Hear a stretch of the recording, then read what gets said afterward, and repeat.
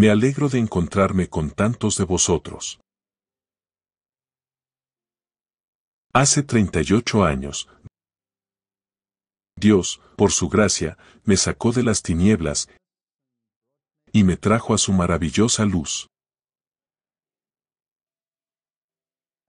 Y he sido miembro de esta iglesia desde hace 38 años, y he tenido mis buenos y malos momentos. Y he tenido algunas experiencias que no le deseo a nadie.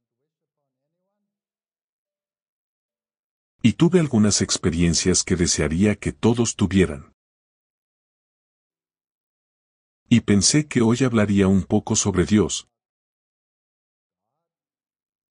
sobre cómo es. Y hablar un poco sobre mi experiencia y cómo veo las cosas. Porque vivimos tiempos muy interesantes, muy duros, y creo que muy pronto vamos a tener que tomar decisiones muy importantes. Entonces, ¿qué significa saber? ¿Qué necesitamos saber? ¿Qué es lo más importante que podríamos necesitar saber? No sé si puedes verlo. Esto fue hace 2 semanas y media cuando estuve en Alemania. Y Alemania es un país muy interesante. Nací como alemán, pero nací en Sudáfrica.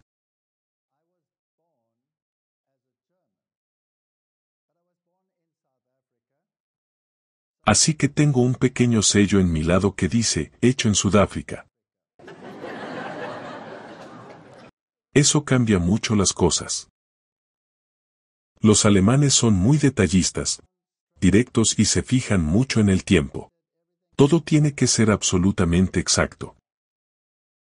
Si el tren sale a las 2:02 y estás en la puerta, y hay 2 personas junto a la puerta, una estará dentro del tren y la otra parcialmente fuera, porque la puerta se cerrará cuando salga el tren.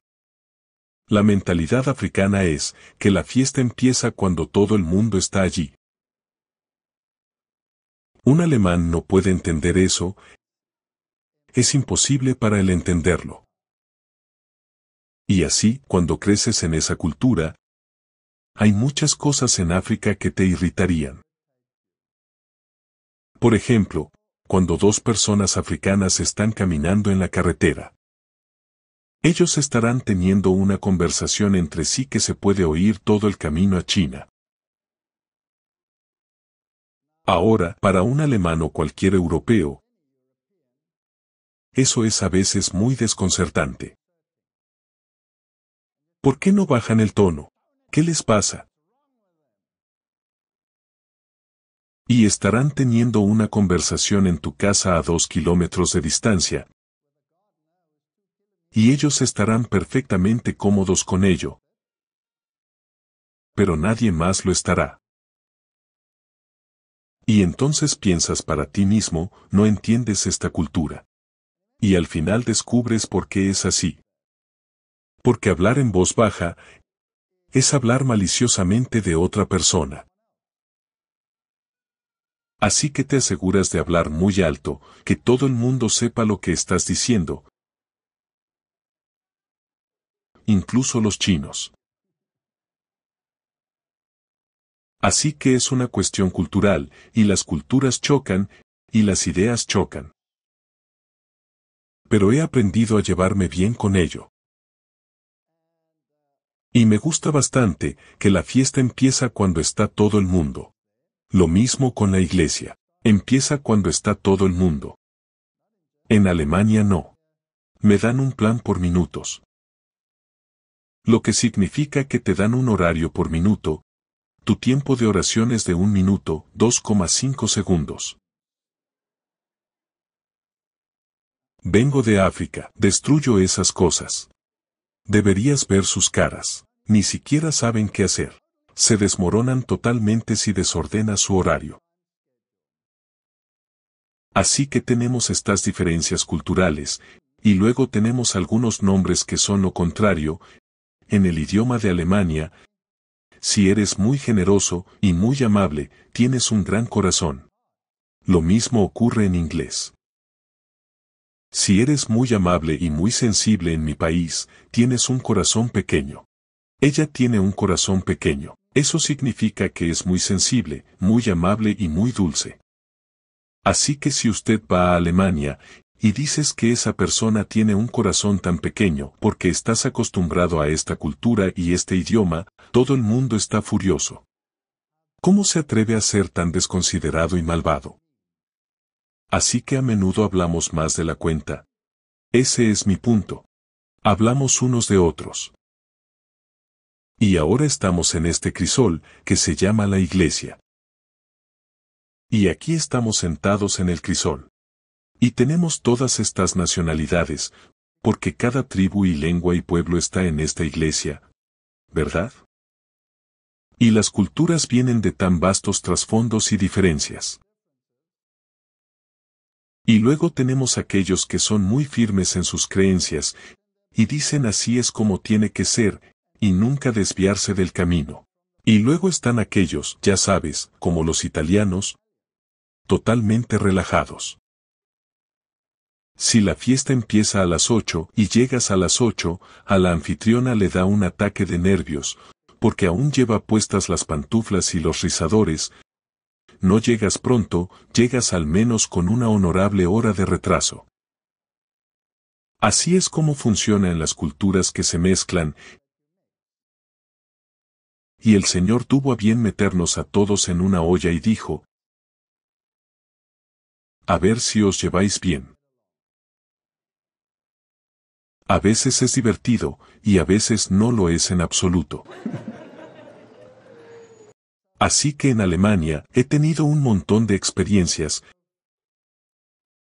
que, bueno, no han sido exactamente experiencias agradables. Por ejemplo, me prohibieron hablar en las iglesias alemanas. No tengo prohibido hablar en otras iglesias. Soy un pastor con buena reputación y regularidad, un evangelista hace 12 años, evangelista de la conferencia. Entonces, ¿por qué debería estar prohibido en una parte del mundo y no prohibido en otra parte del mundo? Algo de esto podría estar basado en un malentendido. Algo de eso puede estar basado en diferentes ideologías, cómo ves las cosas, y cómo las haces. Algunos dentro de la iglesia tendrán una mentalidad ecuménica, y yo no tendré una mentalidad ecuménica, y nunca se unirán. Entonces, si tienes ese tipo de conflicto, ¿qué haces? Bueno, ¿cómo callas a este tipo? Es tan terco, nunca deja de hablar. Así que dicen que no se me permite hablar en las iglesias, pero nadie dijo que no se me permite hablar en una sala. Así que las iglesias me invitan y hablo en la sala. Entonces recibo llamadas telefónicas. ¿Qué estás haciendo aquí? Estoy de visita, tengo pasaporte. Puedo estar en este país. ¿De qué vas a hablar? No lo sé. De hecho, nunca sé de qué voy a hablar. Pregúntale a mi mujer, nunca lo sé. Si quieres venir ahora a eso, ven a la charla y ven a escuchar. Así que hay una gran división, y algunos piensan, ya sabes, este es el tipo más loco del planeta. Él debe ser encerrado y silenciado. Y algunos dicen, ahora esto es lo que queremos oír. ¿Tenemos esas culturas en nuestra iglesia? Sí. Y siempre me digo a mí mismo, ¿estoy en lo correcto? ¿Estoy equivocado? Y hay un versículo en la Biblia que dice, por los frutos lo conoceréis. Y si digo frutos y si veo vidas que cambian, y si veo personas que aman al Señor que antes eran ateas, eso es suficiente para mí. Si quieres gritarme, adelante. Si no quieres gritarme, también está bien. Así que básicamente de ahí es de donde vengo. Así que he tenido mis experiencias en esta iglesia. Y hubo momentos cuando estaba en Alemania cuando dije, nunca pondré mi pie en este basurero de nuevo. Y me sentaba en casa. Y tenía esta cara de mal humor y me sentaba en mi silla. Y mi esposa me recuerda lo que le pasó a Martín Lutero cuando estaba en ese estado. cuando dijo, no voy a hablar en este nombre nunca más. ¿No dijo eso Jeremías? Jeremías dijo, no voy a hablar más en este nombre. Pero tu palabra fue un fuego en mi corazón,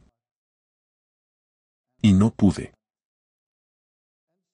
Así que cuando Martín Lutero estaba en ese estado, se sentaba en su silla y no salía. Yo hice eso, también, por 3 meses una vez. Y su esposa caminaba junto a él todos los días. Y después de un par de semanas, se dio cuenta de que ella vestía de negro. Y se dio cuenta de que ella vestía de negro todos los días. Y él la miró, molesto, y le dijo, ¿qué te pasa? ¿Por qué llevas negro? ¿Alguien murió? Y ella dijo, sí, alguien murió. Bueno, ¿quién? ¿Por qué no me dices quién murió? Y ella dijo, Dios murió. Y él dijo, eres estúpida, eres ridícula. ¿Cómo puede Dios morir? Dios no puede morir. Ella dijo, ciertamente actúas como si él hubiera muerto. Así que Martín Lutero de alguna manera consiguió el punto, se levantó y continuó. Así que he estado en ese punto en mi vida. También me senté durante 3 meses en una silla. Puede preguntar a mi esposa, y estaba pensando cómo vengarme de algunas de estas personas que te tratan como a veces te tratan. Y te llevan a juicio por algo que no dijiste o que no significó. O dicen cosas malas de ti. O esto o aquello o lo otro. Te enfadas un poco, es humano enojarse. Y entonces fui caminando en la montaña un día y le dije al Señor, ¿sabes qué? No quiero caminar con amargura en mi corazón. No tengo vida si ando por ahí así. ¿Y cómo recupero la sonrisa? Y me dijo en mi mente, no estés tan enojado. ¿Por qué no cambias tu enojo por sentir compasión por alguien? Y pensé en eso, y dije, está bien, tal vez pueda vivir con eso, y así aprendí a sentir compasión por algunas personas que creo que no necesariamente ven las cosas como yo las veo. Así que cuando recibo una invitación a Alemania, me da un ataque de nervios. Pero después de un tiempo, digo, está bien, Señor, si quieres que vaya, iré. Y entonces voy y he aquí, cuando llego allí, hay una sala y está llena como esta, y hablo con muchas personas, de muchas iglesias. Y sí, algunos están muy contentos y otros no tanto. Así son las cosas en esta iglesia, ¿lo sabías? Así son las cosas. Y de vez en cuando, si pienso, ya sabes, quiero culpar al liderazgo. Porque obviamente ellos son los que tienen el poder de tomar todas estas decisiones. Cuando pienso en ellos, entonces quiero echarlos a todos en una olla. Pero entonces alguien sube al escenario, y es, digamos, un presidente de conferencia o un presidente de unión. Y delante de toda la gente, te rodea con el brazo y te dice, me alegro mucho de que estés aquí. Eso elimina todos tus sentimientos. Y así he aprendido a lo largo de los años, que siempre que hay algo negativo, también hay algo positivo. Y es mucho más fácil lidiar con cosas como esa. Así que no voy a ningún territorio, con ninguna animosidad en mi mente. Ni categorizo a ningún grupo o pensamiento en particular, porque la gente cambia. Cambian con el tiempo, y pueden ver algo de una manera y luego unos años más tarde pueden verlo de manera diferente. Y yo también lo he visto en mi vida. Así que me oriento por la gente. Miro a la gente y hablo con ellos, y ellos me contestan. Y la verdad, es la esencia absoluta de lo que necesitamos saber en los tiempos que vivimos. Ahora, no sé si puedes ver que estuve en Alemania. Esto es hace unas 3 semanas, tal vez 2 y media. Y vas a ver dónde estoy, en Berlín. Cómo son los edificios. Hay graffiti por todas partes. Y me invitaron a hablar con un rapero musulmán. Esa es una invitación muy extraña. Pero tiene un círculo de espectadores de un par de millones de personas. Y por alguna razón u otra, había visto Ataque Total y quería hablar conmigo. Y entonces yo estaba en Berlín, y se pusieron en contacto conmigo, y el pastor me preguntó si iría, ¿lo haría? Y pensé, ¿por qué no? ¿No somos evangelistas? Sí, así que fui. Entonces vamos a entrar. Es como una mazmorra. Vas directamente hacia abajo en el pozo sin fondo.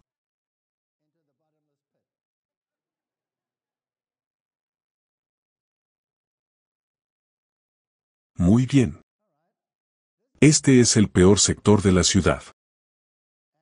Y si has pasado por ese sector, sabes lo que Satanás le ha hecho a la humanidad. Quieres llorar cuando lo veas. Está destruido. No queda nada. Así que estás caminando por el sector y ves a toda esta gente. Están en drogas. Están en todos los movimientos que puedas imaginar. Y están totalmente destruidos. Ahora puedes caminar por ahí y decir, ¡qué asquerosa multitud! Mira a lo que han llegado. O puedes preguntarte, ¿qué le ha hecho Satanás a esta gente? Y dices, ¿hay alguien aquí, Señor, o alguien aquí con quien pueda hablar? Y te susurra y te dice, tengo mucha gente en este sector malvado. Y bajas,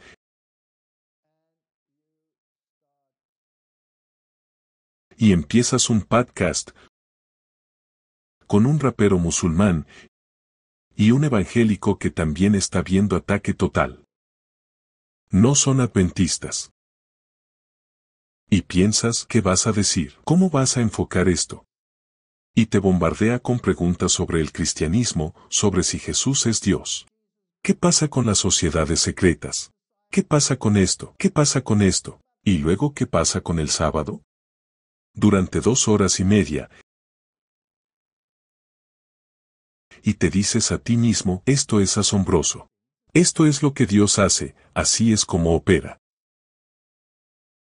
Y no solo estás hablando con este rapero, estás hablando con millones al mismo tiempo. Millones. Creo que tiene 5 millones de personas que ven su canal.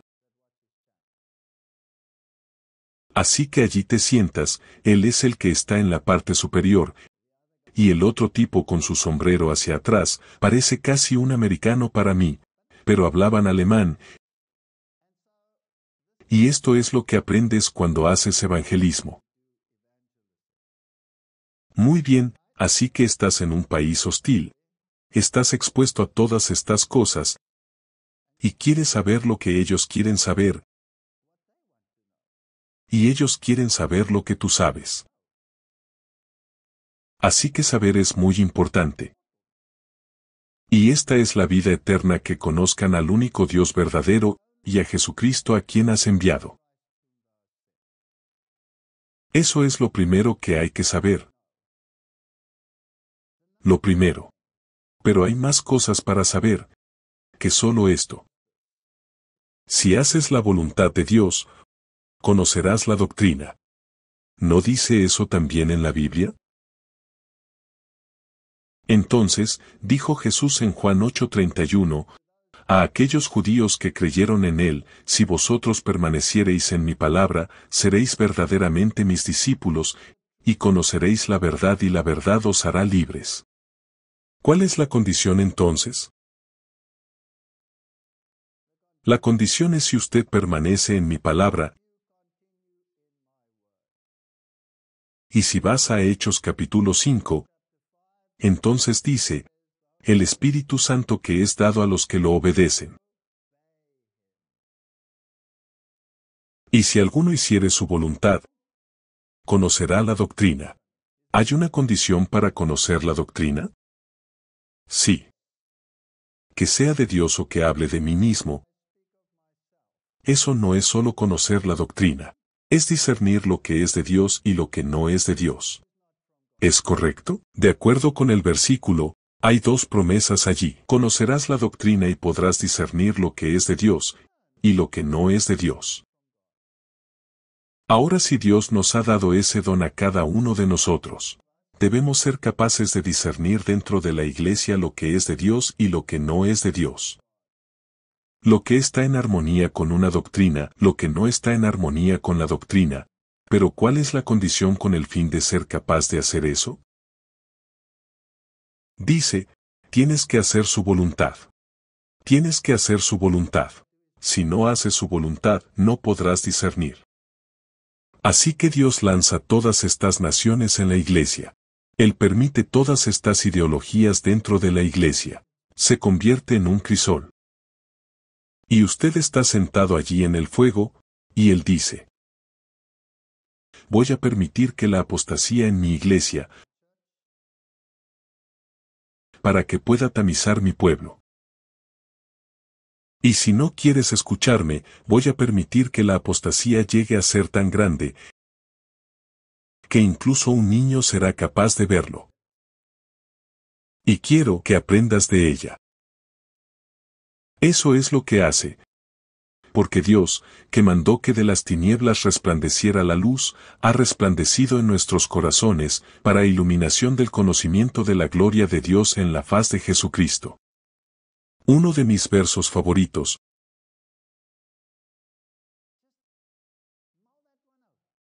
Para dar la luz del conocimiento, de la gloria. Gloria en la Biblia es siempre afín con el carácter. Así que vamos a reformular. Para dar la luz del conocimiento del carácter de Dios. ¿Dónde lo veré? En el rostro de Jesucristo. Ahora la cara es la característica más reconocible del cuerpo humano. En el rostro es donde disciernes lo que el otro siente por ti. Cuando quieres resumir a alguien, ¿dónde miras? A los pies. No creo que llegues muy lejos. Si conoces a tu compañero de vida, la cara es donde miras a los ojos. Así que la cara hoy tiene 43 músculos que controlan la expresión facial humana. El rostro es la parte más reconocible de la anatomía humana. Permite a los demás conocer nuestros sentimientos. Y los músculos de la cara permiten la comunicación verbal y no verbal. Ahora hay muy buena evidencia de que el número de músculos en realidad ha disminuido en la humanidad. Así que hemos tenido un deterioro a lo largo de los eones. Y probablemente había muchos más músculos, con mucha más información de la que tenemos ahora. Y cuando sonríes, liberas neuropéptidos que alivian el estrés, por lo que liberas dopamina, serotonina, endorfinas, etc., que alivian el dolor. También son antidepresivos naturales. Y algunas personas dicen que no necesitas muchos músculos para sonreír, solo necesitas 6. Y eso realmente no es cierto. Probablemente prácticamente los necesites todos para hacernos sonreír. Y la forma en que los contraes es muy informativa, porque una sonrisa no es una sonrisa. La sonrisa puede ser una mueca. Una sonrisa puede ser amable, una sonrisa puede ser sarcástica. Una sonrisa puede ser repugnante. Leemos en el espíritu de profecía que justo antes de que Satanás se asegure de su víctima, él pone una sonrisa en su cara. Una sonrisa que es repugnante y horrible. Así que la cara es muy importante. Entonces, ¿qué es lo que vemos en el rostro de Jesucristo? Las expresiones faciales nos dan una pista sobre el estado de ánimo de una persona, incluyendo la felicidad, sorpresa, desprecio, tristeza, miedo, asco e ira. Esos son los rasgos básicos que se ven en una sonrisa o en el rostro de un ser humano.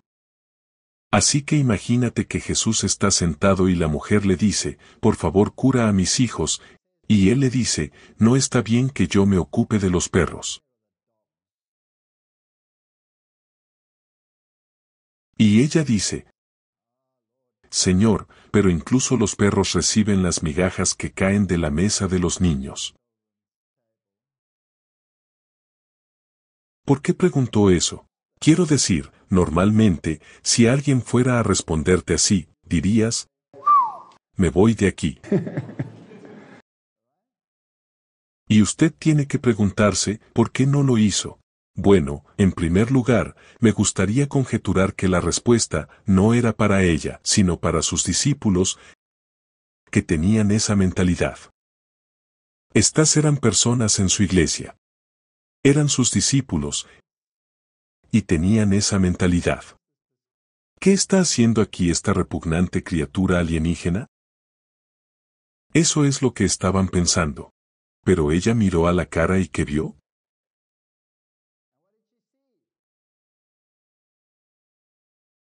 Vio bondad. Vio compasión.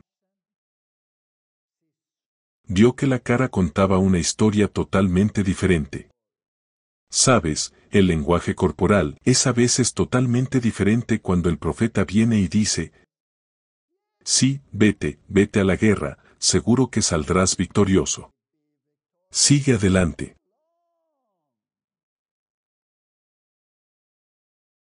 No puedes quedarte con las palabras, tienes que quedarte con el lenguaje corporal.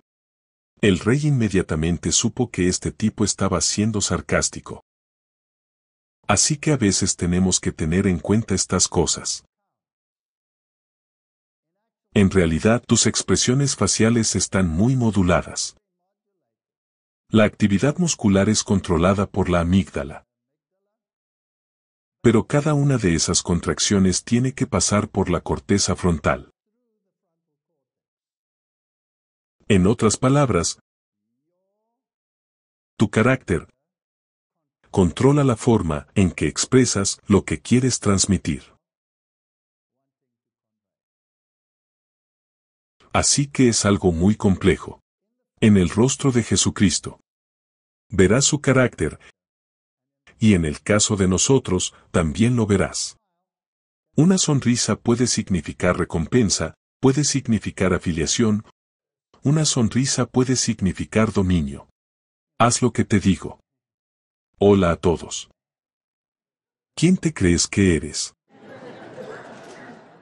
Las investigaciones han demostrado que si sonríes, vives más, alivias el estrés, elevas tu estado de ánimo, es contagioso, refuerza el sistema inmunitario, baja la tensión arterial, reduce el dolor, te hace atractivo, sugiere éxito, te ayuda a ser positivo. ¿Has visto alguna vez a un recién nacido? ¿O a un bebé de pocas semanas? Son increíblemente feos.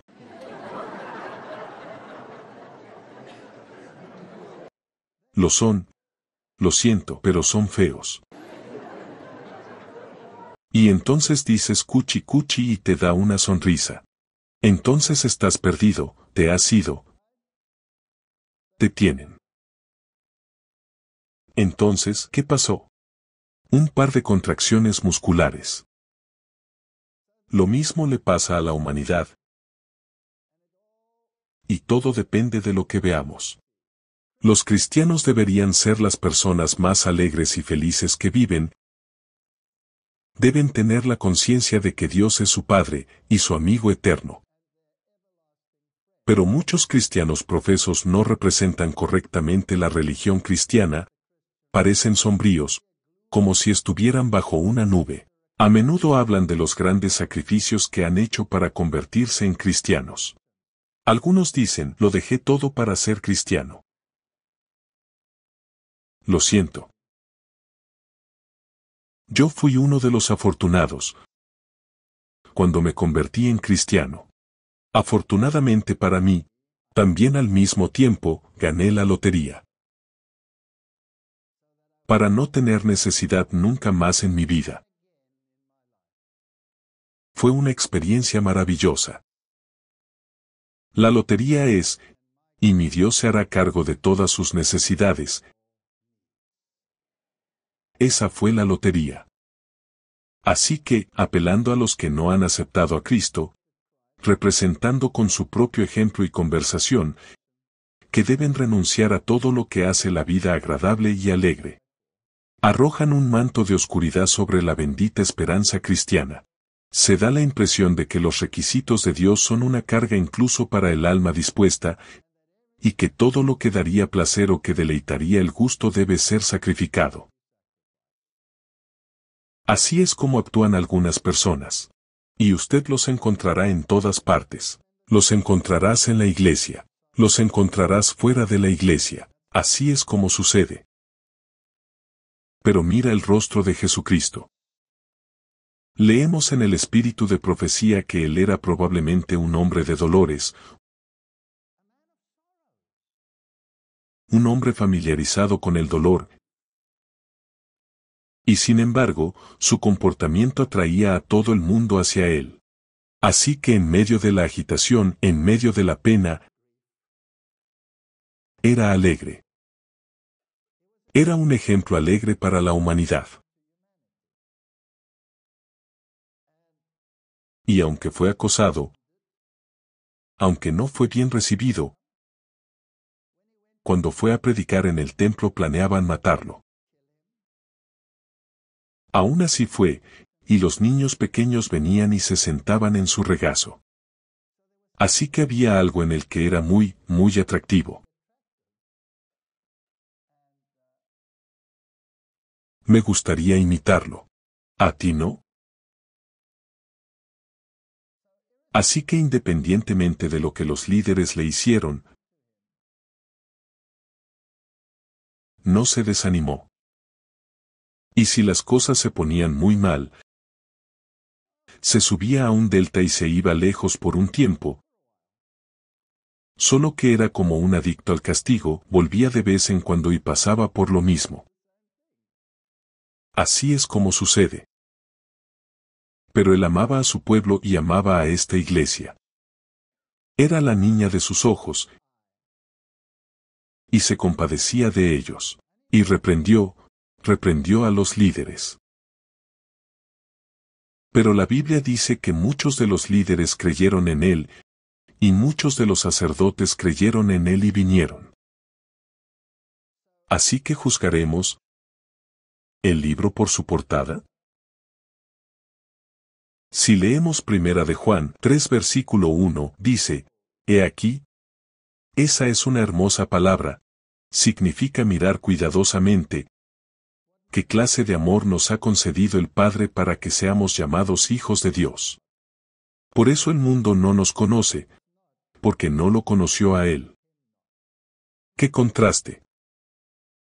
Nos llamamos hijos de Dios, y entonces el mundo no nos quiere. Y todo aquel que tiene esta esperanza en Él, se purifica a sí mismo, así como Él es puro. Todo aquel que comete pecado, infringe también la ley, pues el pecado es infracción de la ley. Todos conocemos estos versículos. Sabéis que Él apareció para quitar nuestros pecados, y no hay pecado en Él. Todo aquel que permanece en Él no peca, todo aquel que peca, no le ha visto, ni le ha conocido. Hijitos, nadie os engañe. El que hace justicia es justo, como Él es justo. Tienes que hacer estas cosas. El que comete pecado es del diablo. Aquí no hay pelos en la lengua. Hay un bien, luego hay un mal. Sí. En esto se manifiestan los hijos de Dios, y los hijos del diablo. Todo aquel que no hace justicia, no es de Dios. Muy bien, así que tienes una red del Evangelio, y la tiras ahí fuera y atrapas todo tipo de peces. Y algunos peces que son para uso innoble. Algunos son peces que son para uso noble, algunos son inútiles, tíralos. Pero todos son atrapados, y todos vienen a esta iglesia, y Dios los mira, y tiene piedad de ellos. Y los que piensan que ellos son los mejores, y tienen todo el conocimiento, pienso que Él tiene más piedad de ellos que de los otros. Entonces, ¿cómo ve a su iglesia? Cantar de los cantares. ¿Quién es esta que se muestra como el alba, hermosa como la luna, esclarecida como el sol, imponente como ejércitos en orden? ¡Qué hermoso versículo! Para describir esta iglesia, como dijo un pastor, sabes que Jesús es fácil de amar. Su iglesia no es tan fácil de amar, porque Él los ama. Tal vez yo debería amarlos también. Así que le dije a Dios, está bien Dios, encuentro a esta persona de lo más reprochable. Ayúdame a amarlos. Ayúdame a amarlos. Y usted sabe, a menudo puedes hacerlo, como sonreír. No cuesta mucho, solo contraes 6 músculos. ¿Cómo estás hoy?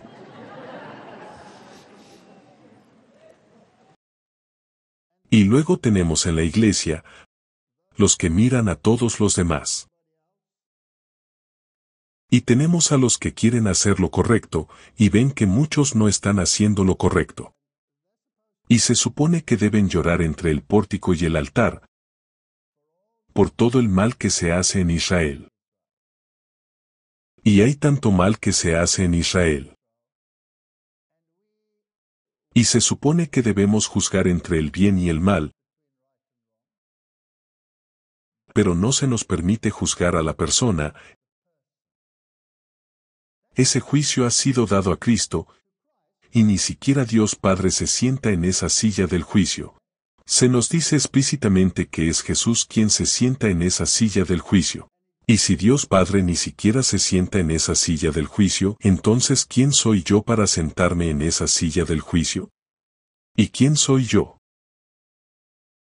Así que el presidente de la conferencia tomó los aretes de las damas. No fue muy amable cuando lo hizo. Los puso en una olla y los derritió, y formó el becerro. Y luego dijo a la congregación, estos son los dioses que os redimieron, inclinaos y adoradlos. Y un hermano se acercó a él y le dijeron, disculpe, ¿qué estás haciendo? Usted sabe que eso es idolatría. Y dijo, yo no lo hice, simplemente saltó del fuego. Y entonces los hermanos se reunieron, y dijeron vamos a desfraternizar a este presidente de conferencia. No merece estar aquí. Mira el mal que está haciendo. Trajo tambores y música rock a la iglesia y lleva un pendiente y un péndulo alrededor. En realidad he visto uno así. En realidad vi 2 así en mi vida. Y uno fue muy interesante, fue en el país del bloque del Este. Y él odiaba mis conferencias. Pero él era el pastor y la iglesia me había invitado, y yo di mis series en uno de los países del bloque del Este. Y él solía venir, era un pastor joven. Tenía una guitarra con él, y prefería su guitarra, y solo oraba para que estas conferencias terminaran, y yo saliera de su territorio.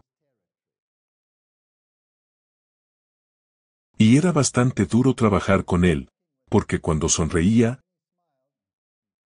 así sonreía, yo sabía exactamente dónde estaba parado. Y fue duro, pero, ya sabes, tuve que seguir adelante, porque no todos son así. Y luego, hacia el final, de repente vino a mí, en un estado de conmoción total, y dijo, ¿puedo tener todas sus conferencias, por favor? Y pensé, ¿qué va a hacer con ellas? ¿Quemarlas? ¿Tirarlas? ¿Qué va a hacer con ellas? Dijo, quiero verlas. Dije, ¿por qué? Él dijo, creo que es importante que les eche otro vistazo. Y yo dije, ¿por qué? ¿Qué pasó? Él dijo, yo estaba con mi abuela, tenía más de 80 años. Y ella me dijo ayer, ahora puedo morir en paz, porque sé que el viejo mensaje adventista sigue vivo. Así que imagina, nada de lo que podría haber dicho podría haber hecho eso, nada. Nada. Una pequeña palabra de su abuela. Todo cambió. Así que la reforma de salud. Usted también tiene esas banderitas en sus reuniones. Esto es comestible, esto es desperdicio.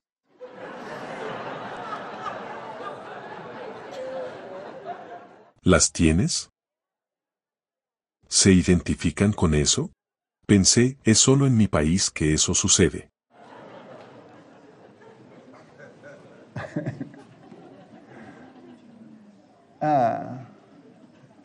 Así que la señora fue a la mesa.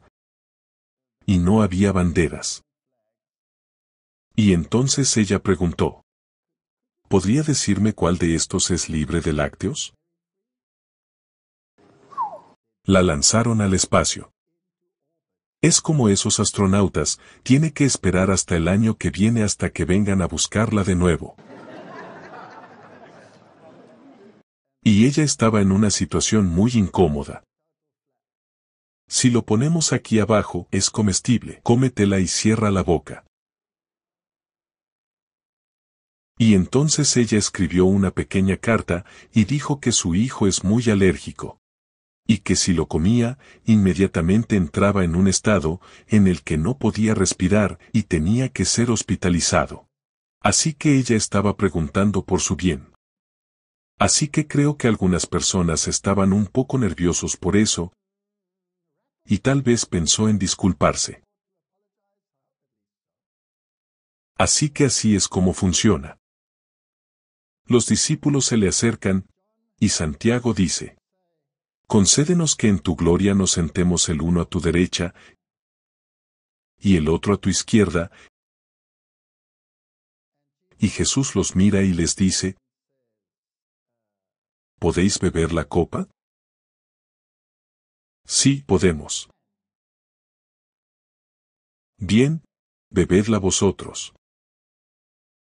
¿Qué cambio tuvo que producirse en aquellos discípulos? Y lo mismo ocurre con nosotros. Sí, podemos. Y el Señor dice, bebe. Joel, proclamad esto entre los gentiles. Preparad la guerra, despertad a los valientes, que se acerquen todos los hombres de guerra, que suban, convertid en espadas vuestras rejas de arado, y en lanzas vuestras hoces, diga el débil, yo soy fuerte. Juntaos y venid todas las naciones, y reuníos en derredor. Haz descender allí, oh Jehová, a tus valientes. Despierten las naciones y suban al valle de Josafat, porque allí me sentaré para juzgar a todas las naciones de alrededor. Meted la hoz, porque la mies está madura, multitudes, multitudes en el valle de la decisión. ¿Cómo afrontamos esa guerra? ¿Estamos por delante de ella? ¿Estamos en esa guerra? Sí. Así que tenemos una espada. La mía se está cayendo a pedazos, pero está bien. Esta es una espada.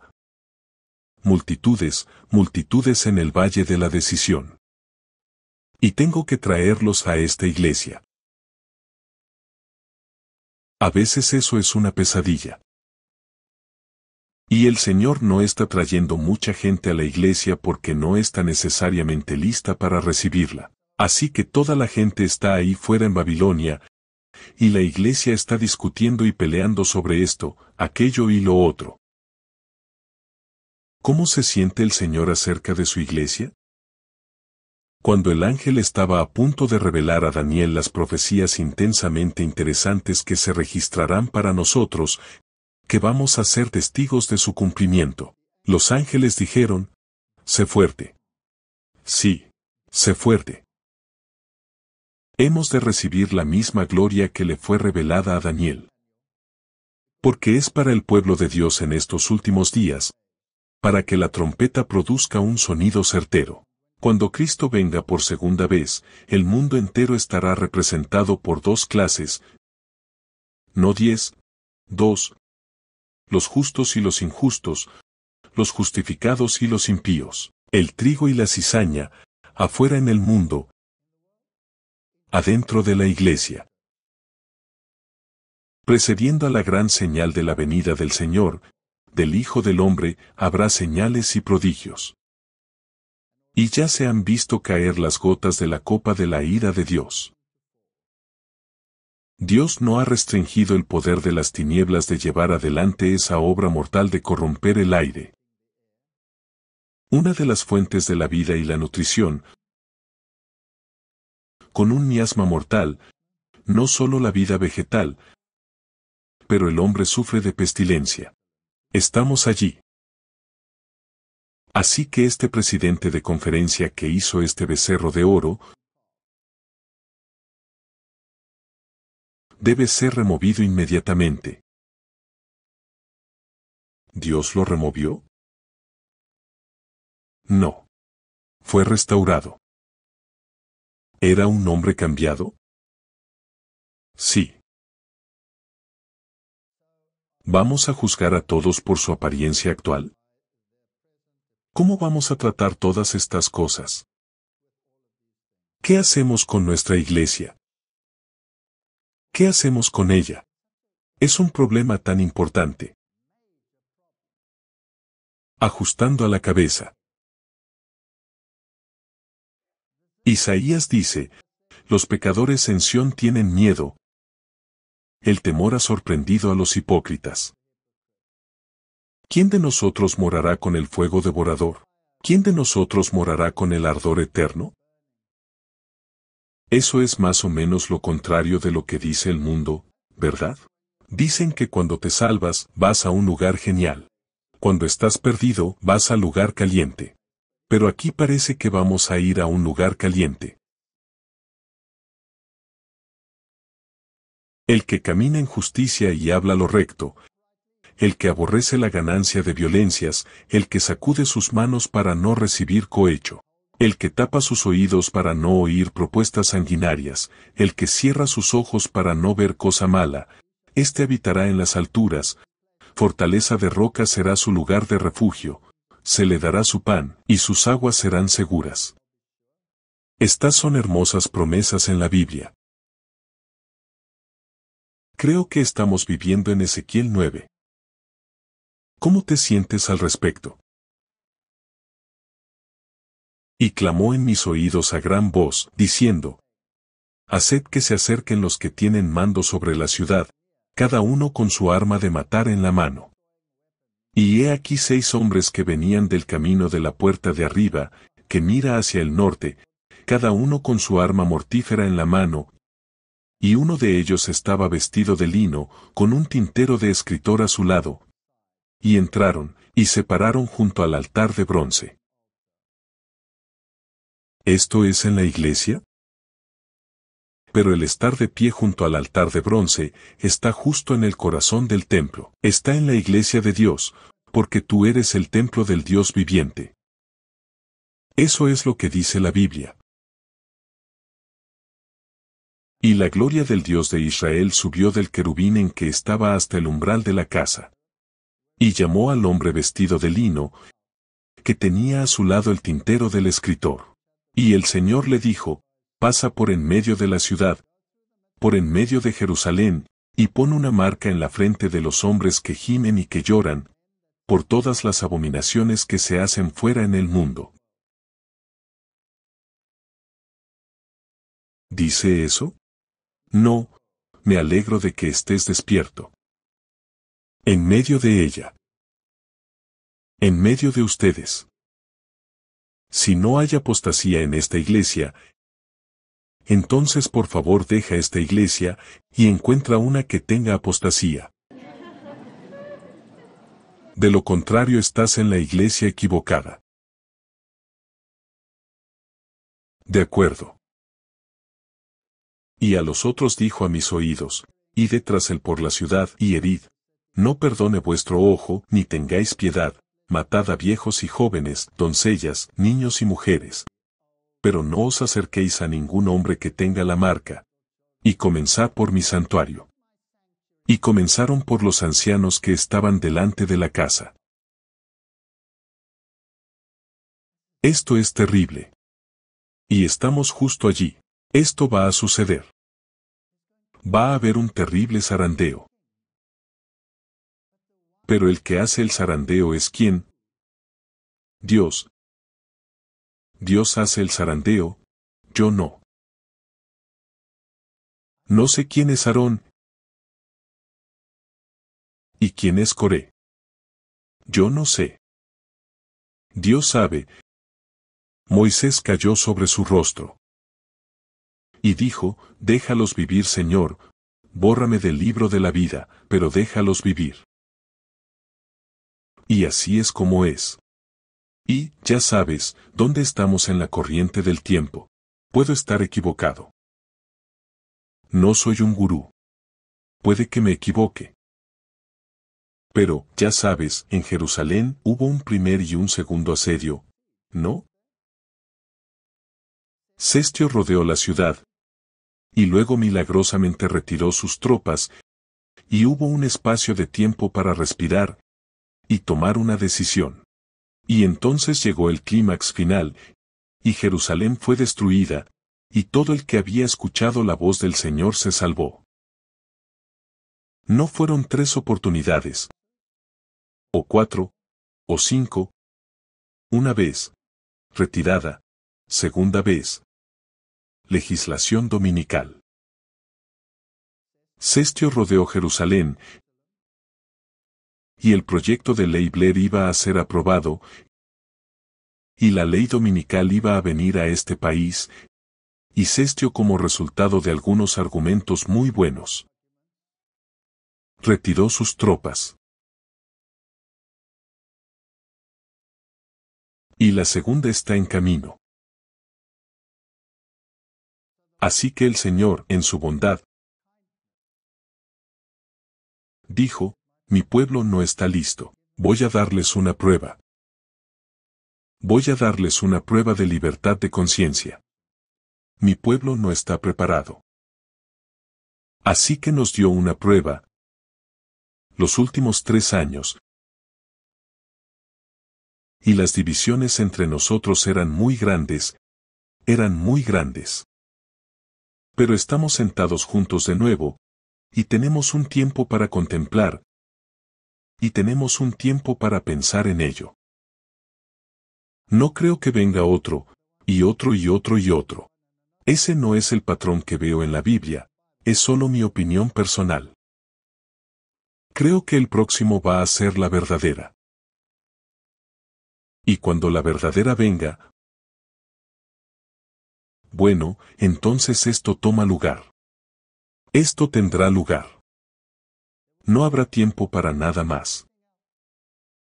No habrá tiempo para decir, bueno, todos estos tipos son tan malos, vamos a separarnos y empezar de nuevo.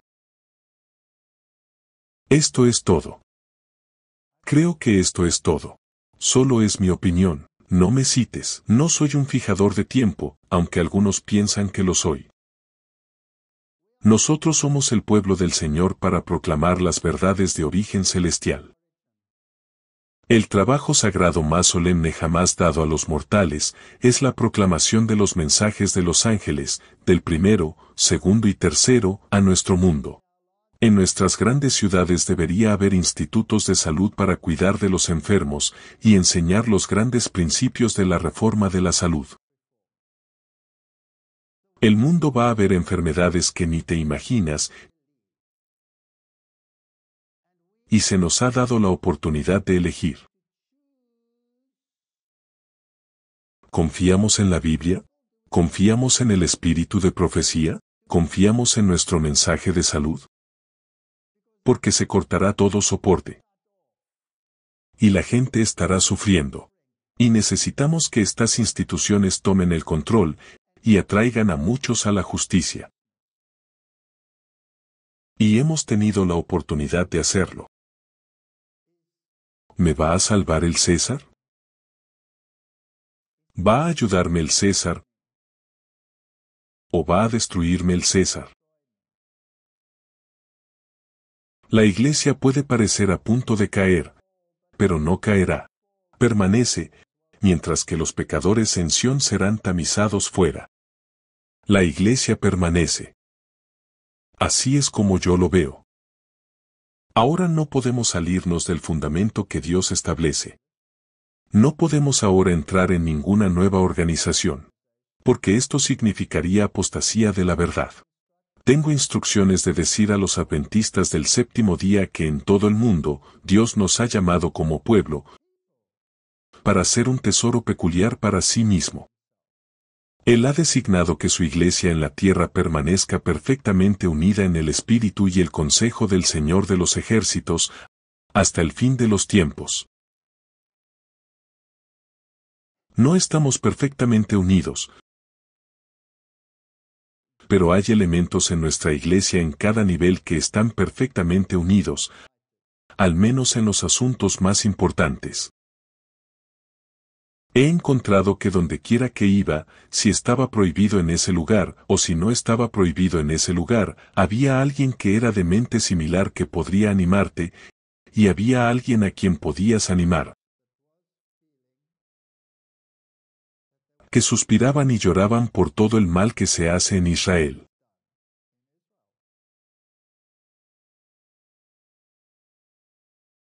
A veces, cuando un pequeño grupo de hombres encargados de la dirección general de la obra han intentado en nombre de la conferencia general llevar a cabo planes insensatos para restringir la obra de Dios. He dicho que ya no podría considerar la voz de la conferencia general representada por estos pocos hombres como la voz de Dios.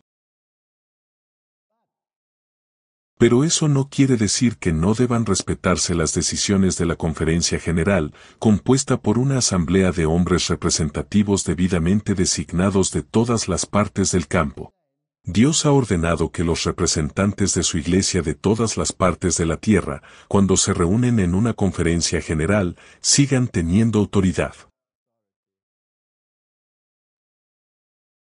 Y mientras exista esa estructura de acción,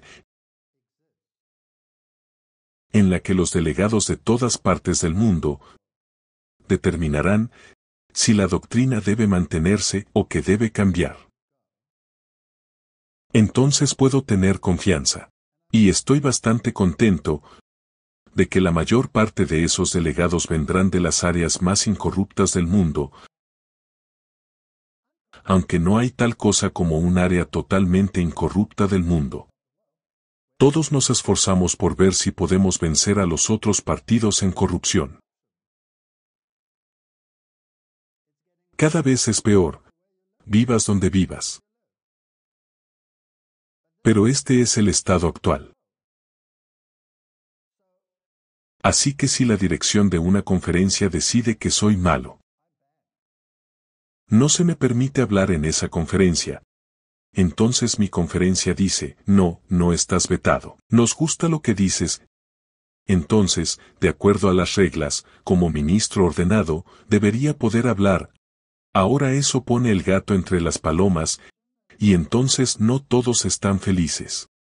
Pero eso es lo que dice la regla. Así que si voy, no soy un rebelde, estoy ejerciendo mis derechos, y estoy haciendo lo que creo, que es para el beneficio de la gente, porque necesitan aliento. Y así es como he estado operando. Dios ha investido a su iglesia con una autoridad y poder especial, que nadie puede estar justificado en hacer caso omiso y despreciando.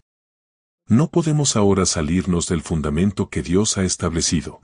No podemos ahora entrar en una nueva organización, porque esto significaría apostasía de la verdad. Así que si el Señor ama a su iglesia, y el Señor permitió que Caifás gobernara, Entonces yo debo amar a su iglesia.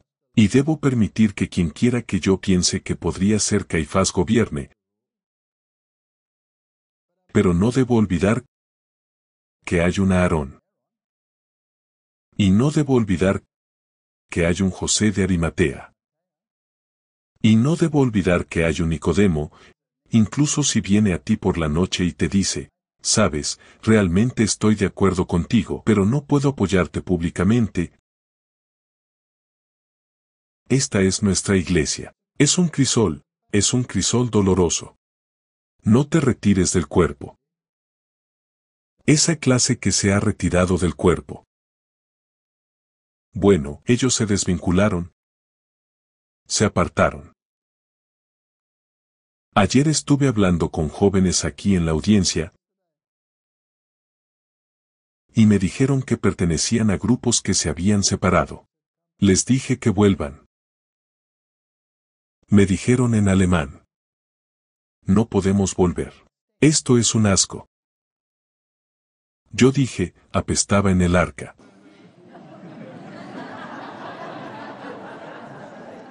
Había un montón de estiércol en el arca. No podían haber dicho, bueno, me estoy separando del estiércol, te hubieras ahogado. Entonces el alemán me dijo, los que se habían separado dijeron, nos gusta lo que dices, ¿no querrías venir a hablar en nuestra iglesia? Yo dije, no. Vengan y escuchen donde hablo dentro de la iglesia, no en el edificio, porque yo no estoy hablando en el edificio en Alemania, pero estoy hablando fuera del edificio. Es una iglesia porque todo el mundo pertenece a la iglesia que se sienta allí. Ven y escucha entonces. Y dijo de nuevo, eso apesta. Dije, bueno, invierte en algo como ropa de cerdo.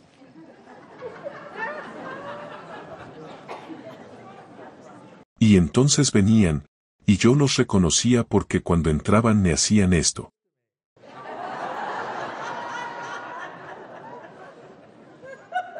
Y yo también iba así, a saludarlos.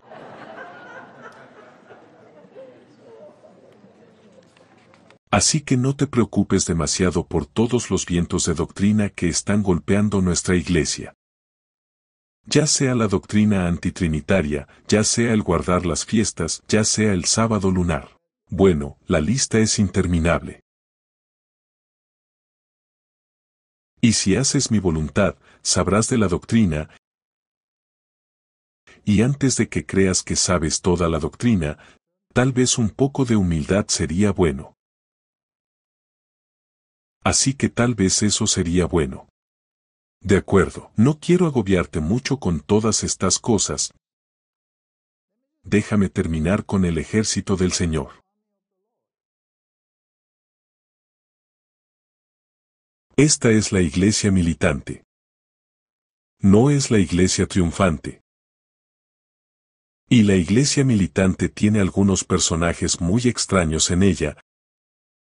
Si tomaras la iglesia militante en el tiempo de Jesús, él tenía a Mateo, el recaudador de impuestos, en ella. Odio la forma en que los elegidos lo retratan, pero de todos modos déjalo así. Tenía a Mateo, el recaudador de impuestos, el más despreciado por la gente que lo rodeaba. Tenía a los ardientes, Pedro, Juan y Santiago, los hijos del trueno. Y también tenía a los fanáticos que querían matar todo lo que pareciera vagamente romano. Todos estaban en la iglesia. Vaya grupo. Y el Señor dice, quiero que sean santos. Sean santos porque yo soy santo. Y entonces tienes gente que dice, bien, podemos hacer esto. Vamos a ser santos. Y luego condenan a todos los demás que no cumplen con el estándar. No quiero cumplir con su estándar es demasiado bajo. La barra es mucho más alta que eso. Pero solo puedo alcanzarlo a través de la justicia y la vida en Cristo. Entonces, ¿qué significa ser santo? Hebreos 12, versículo 14. Seguid la paz con todos los hombres y la santidad, sin la cual nadie verá al Señor. Mejor que seamos santos, ¿verdad? Mejor que seamos santos. Primera de Pedro 1 versículo 15. Más como aquel que os llamó es santo.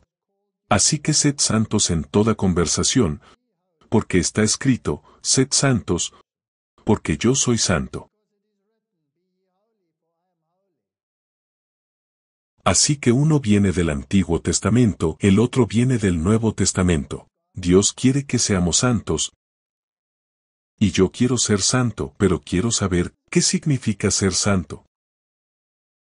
¿Significa que ahora voy a ser tan arrogante que todos los demás no cumplen mis normas?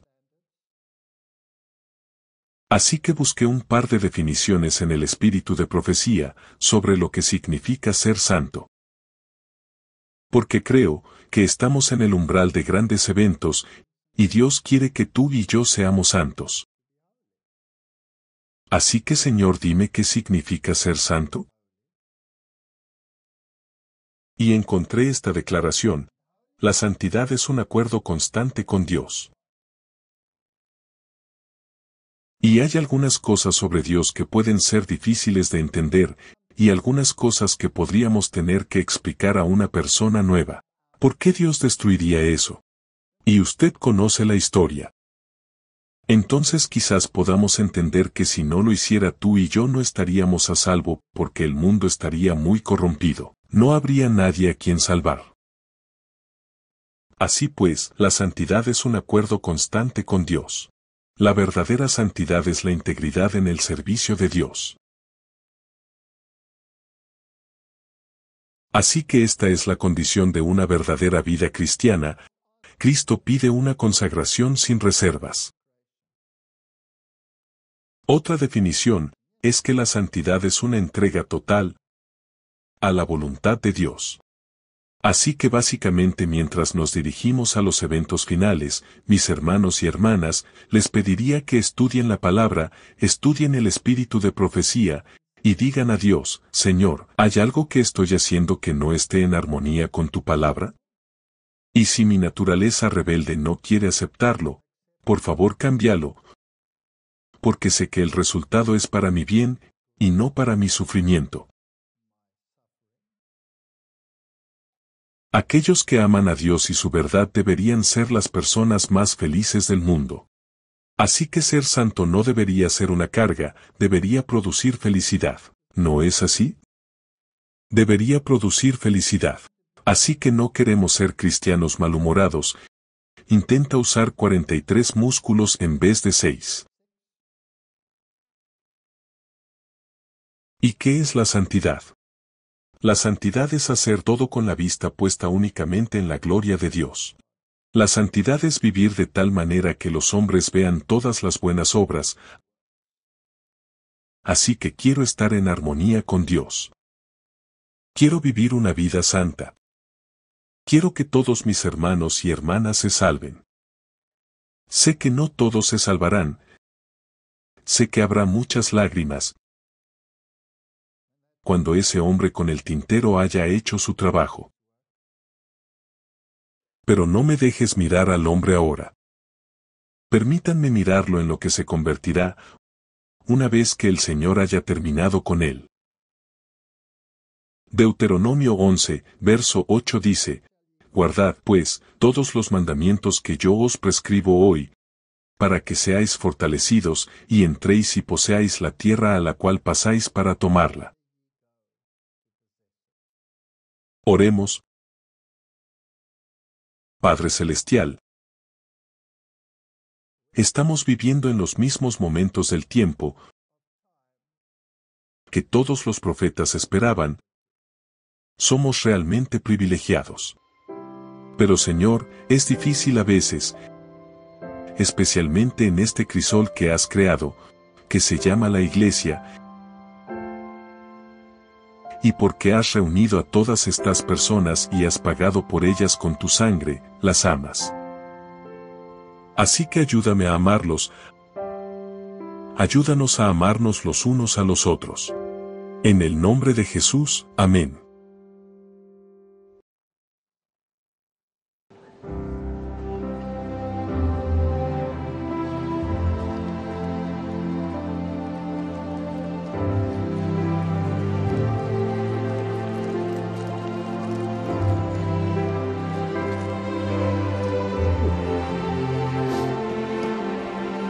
La carga descansa sobre mí día y noche, y mi alma está presionada como un carro bajo gavillas, no solo por la obra en Europa, sino por el campo de California y el estado de la causa en Michigan, Nueva York, Maine y Massachusetts.